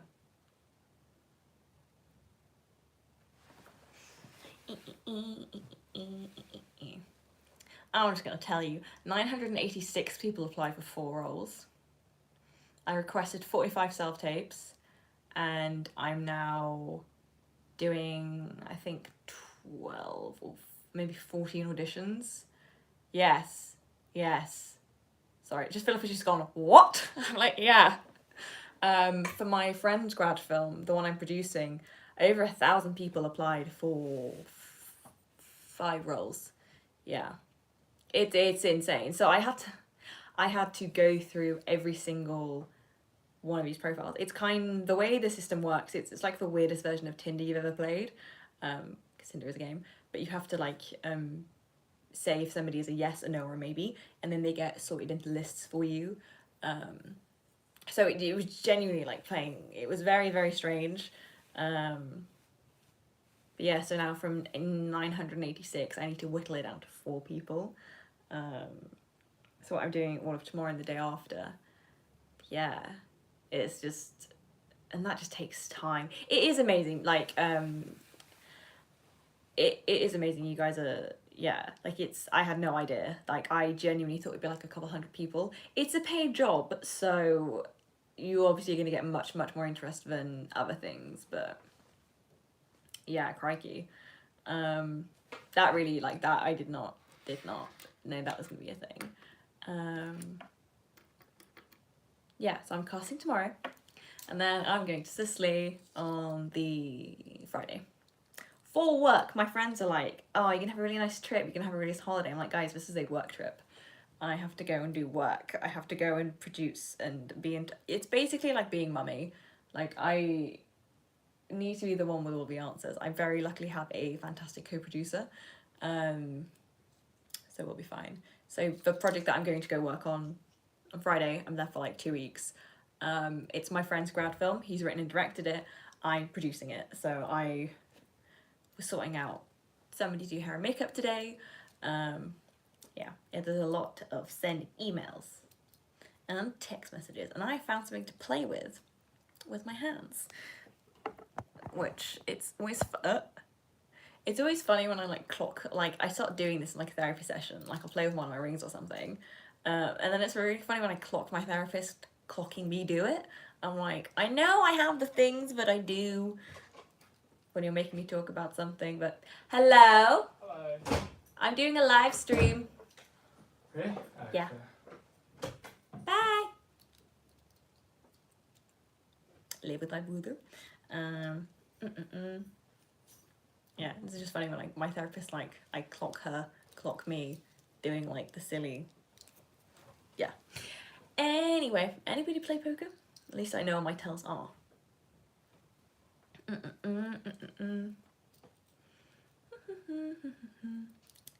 I wish I could find that many people to come and work with me. Was that my boyfriend? It was my brother. That silly blue song in my head now.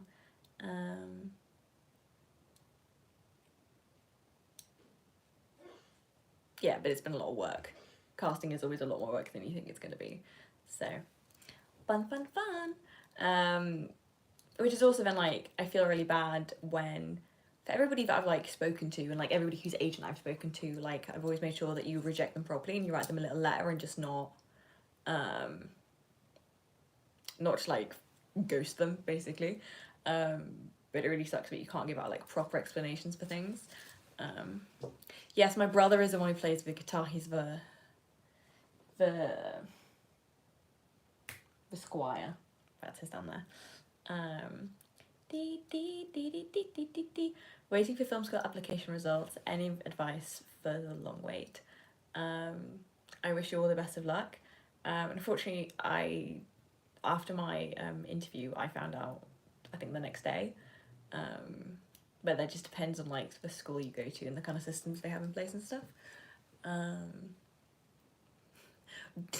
Do activities, do anything to take your mind off it, really, because it's like making the results for anything, right? It's just, if you get bogged in, like if you get bogged down in it and you think about it too much, it's just, that's, yeah. Try and distract yourself and get your friends to distract you too, if they would be so kind. Do do do do do do do do do do do do. Why is that in my head? But yeah, trying to get down from 9,986 to 4 people. Yeah.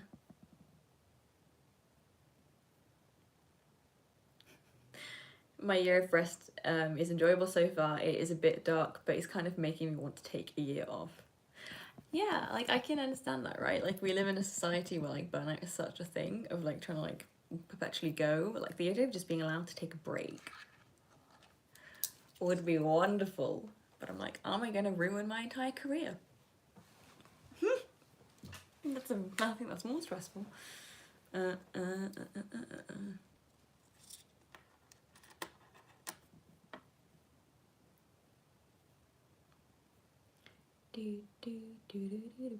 I like your necklaces. Where did you get these from? This was my mother's, but I have stolen. It's mine now. And this was a gift from my grandparents. So I apologise that I can't be more helpful, but this is like a small pearl necklace. And this is a necklace with a, let's see if I can show you, where is the camera? With a little cross, anchor and heart. What is it? Faith, hope and love.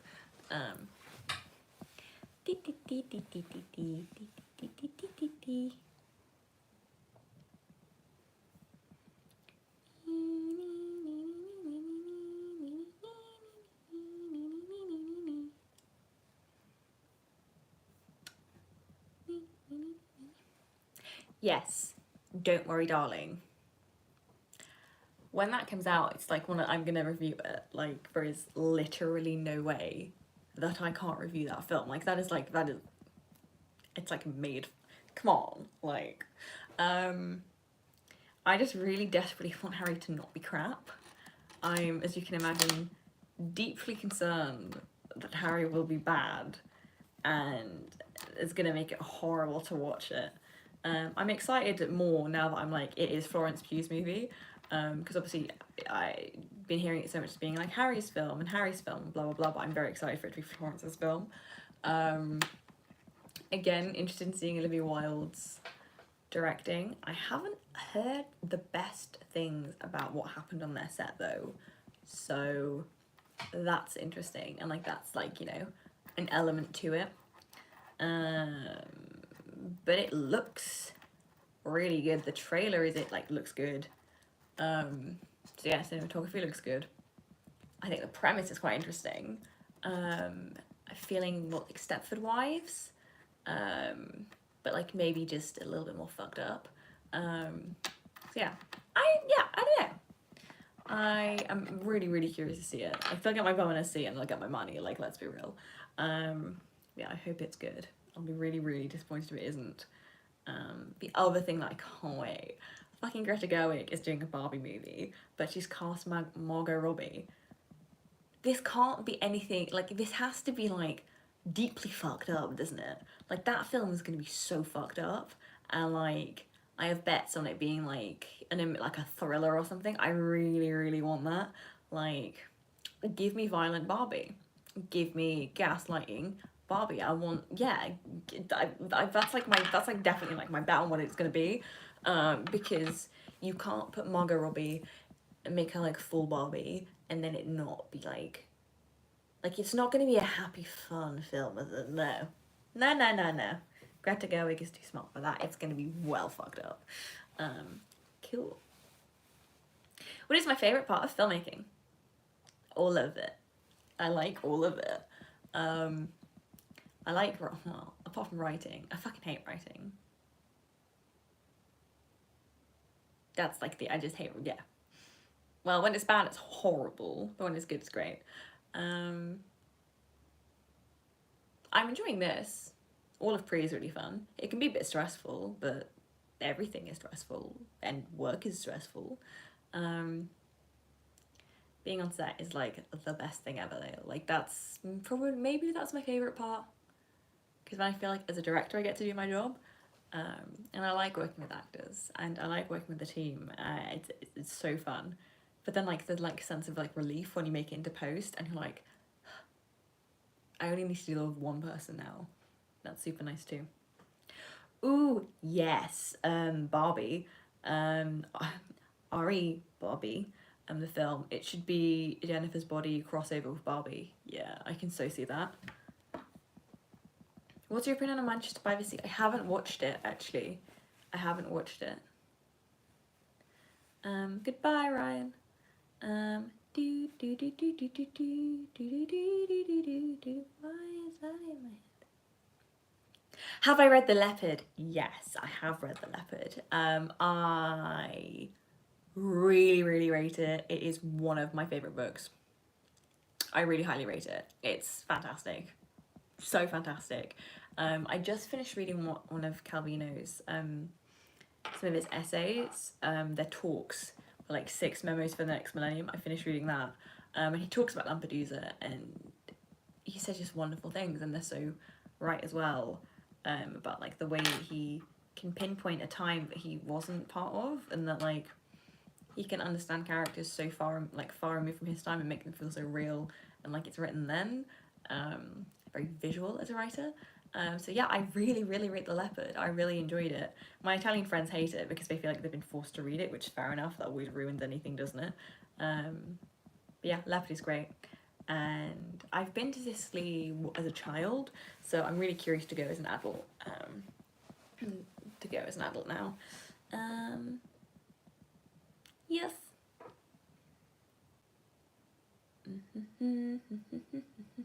The books that I'm taking to Sicily, mind you, this is obviously a work trip, which I have to tell everybody, including myself. I'm taking the F1 book that I really like. It's called Collided by Laura Asher. And then I'm taking ACTA, and I think it would be bold and ambitious to take anything else. Because I bought a new suitcase, and it's all I can fit. Do you want to see the suitcase? It's under my desk. I'm going to show you the suitcase. I'm so pleased with this. This is exactly what I wanted. I didn't want to zip because I have fragile, breakable camera crap. So, cool. I just don't want to, it's Ryanair. They're going to tell me off if I pack anything else into it. What do you go to? Do you guys have like any books that you're like excited about? You're like dog marking. Let's go. But you're like planning on reading this summer. Harry's acting is good though. Have you seen 1917? I have. Harry's not in 1917. Harry is in Dunkirk. He wasn't on screen long enough. Like, you just don't know. Going to see Barbie in 2023 instead of Oppenheimer. I mean, yeah, why wouldn't you? Like, I would much rather see Barbie. Like, I'd much rather see Barbie. Like, I would much rather watch a film about Barbie. Like, Barbie the doll, to clarify. There's such a good joke, and I can't remember which film it is. This girl really wants to go to the Barbie museum, and it is not the Barbie she thought it was about. Yes, Josie Reed Orlando. Do it. Absolutely. If you want more Sicilian in it, try The Art of Joy by Goliarda Sapienza. I'm gonna write that down. Oop. Did I used to watch the Barbie films? Has anybody else watched that really long? Okay, we've now been doing this for 109 minutes. Does anybody else watch that really long video essay somewhere on YouTube about how all of the Barbie films are inherently gay? All the Barbie films are sapphic. And I completely agree with it. all of them. That shit is so gay. Like, no wonder I liked those films so much as a child. What a shock. Wow. It makes so much sense. What was I talking about? The art of joy. Thank you. Da, da, da, da, da.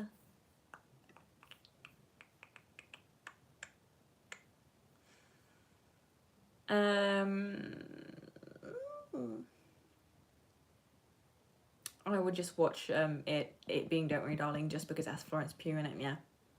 It's like the only, and I haven't watched Midsummer, but it's the only reason I keep continuing to tell myself I will watch it, even though I don't really like horror films. Like, maybe I'll watch it, like, she's the only thing that's drawing me into it, and every time I chicken out, but you know.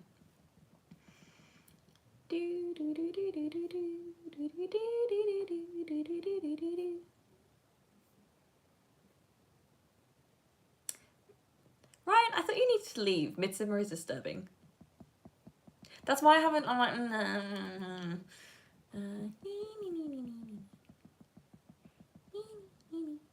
what happened on set of Don't Worry Darling, the relationship between Olivia Wilde and Harry Styles, and allegedly that became so distracting that somebody else ended up directing, pretty much. Somebody that we all know and like and love. Opinions on Sally Rooney. I'm kind of indifferent on Sally Rooney, really. I don't think she is as... She's hyped. She's not bad, but I think she's hyped, so rather neutral.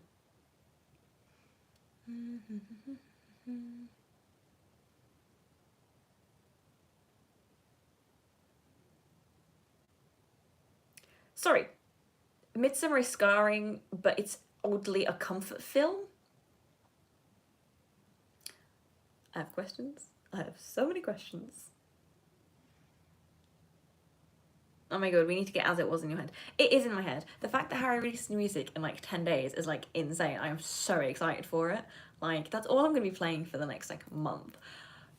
You guys heard the leaked songs. I have them on a playlist on Spotify, so I've just been playing them the entire time. Very obsessed, very excited about it. It's just nice to be, yeah, it's just nice to have like a thing to be like, wee. What a shock. I've once again drifted into talking about Harry Styles. Okay, we're gonna wrap up this live stream because it is now 9 o'clock. I've been on for 2 hours and I'm hungry. So, once again, I'm gonna be a bot and I'm going to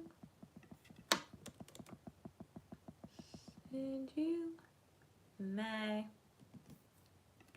Grad film, crowdfunding.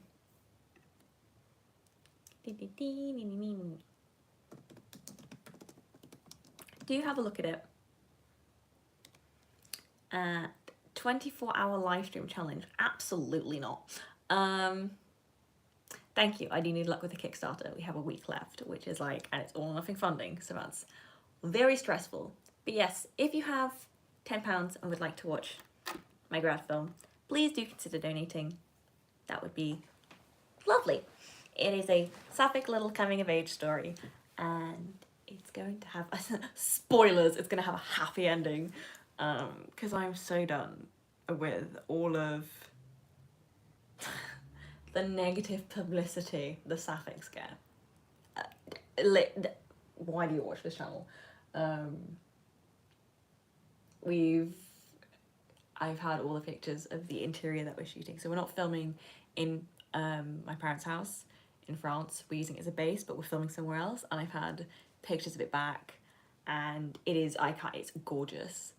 And we're getting permits in for the village that we want to shoot in, and it is, again, it looks like a Disney village. We're just like, how is this real? It looks like a movie set, is what I said to my mum. I've got some really wonderful people working with me as well, and it's just like the one thing you can't do and you can never do is you can never make people care. So the fact that there are people who are giving me like so much working on like my silly little idea is like the best thing ever. And again, like the fact that Heartstopper's done so well is thrilling to me because, you know, people are ready for this kind of content. People have got to a point where we don't demonize just queer people as much as they have been, to the point where you can accept, you know, wholesome stuff. And it's a lot of my straight friends who are like, Emma, have you watched Heartstopper yet? I watched it and I loved it. And I'm like, I haven't because I've been really busy. But it's nice. Yeah. And also just thank you guys for your interest as well. It's nice having like people who let me talk about my creative things, and I appreciate that. And yeah, regular programming will resume in June. So yeah, just over a month, because it is balls to the walls. If you've ever been on a film set, 12-hour days, standard, we're shooting 8 till 8. Is there a way to support the movie without Kickstarter? I would love to give money, but I don't have a credit card, unfortunately. Any kind of social media support, or sending it to anybody you know that does, or just honestly, like when we start doing festival stuff, when we start doing any of that, just any kind of support and like basically publicity in any kind of form, that's what you can do. And just thank you for wanting to do it. Hell, that's my thing done. But I am really excited about it, and I think it's gonna be good, and I think you guys are really gonna enjoy it. At least I bloody hope you will. But I mean, if you like listening to me talk, I think you will enjoy a script that has come out of my brain. Yeah, thank you very much for watching. Like, subscribe, and all that jazz. Oh, those of you watching now, if you could just give it a thumbs up while you're watching, that'd be cool. Thank you. And yeah, I hope you guys are having a good time. I hope you guys are doing okay with exams. That is just so much, and I'm very happy that I don't have to do that again. So I sincerely empathize with you all, and sending out lots of energy, and if I could send you guys crates of Red Bull, I would. But yeah, my channel is always here if you need a comfort watch when you're like feeling overwhelmed and stuff. So yeah, thank you guys very much for your time, and I will try and see you guys very soon, but really just seeing what I can do. Okay, thank you guys. Now it's a bit where I have to awkwardly figure out, oh no, I have to figure out how to have a live stream. Goodbye.